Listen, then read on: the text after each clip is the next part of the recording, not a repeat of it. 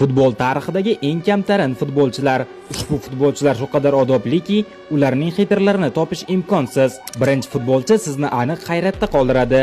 4-o'rinda Vinicius Junior. U raqiblarini hurmat qilishi bilan mashhur. Har bir futbolchi uni sevadi va ardoqlaydi. Ayniqsa muxlislar. U ko'p marotaba muxlislar mehridan yig'lab ham yuborgan. Ayniqsa Valensiya muxlislari uni qattiq hurmat qilishadi. 3-o'rinda Thomas Gravesen. To'g'ri, siz uni tanimaysiz, ammo uni hech qaysi hujumchi yomon ko'rmaydi. U oyoq sindirib, karyerangni yakunlashi mumkin, lekin har doim kechirim so'raydi. To'g'ri-da, raqibni hurmat qilish kerak-ku. 2-o'rinda Sergio Ramos. Ramosning qalbi shu qadar pokki, pashshani ham ranjitmaydi.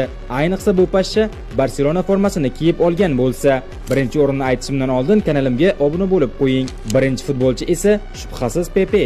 Eng kamtarin himoyachi bo'lgan Pepe raqiblari yerga yotganida butsalari bilan masaj qiladi. U shu qadar kamtarinki, Messining qo'lida hasharot ko'rib qolib, uni o'ldirib, Messining hayotini qutqarib qolgan. Siz yana qaysi kamtarin futbolchilar haqida bilasiz? Fikringizni kommentariyada yozib qoldiring.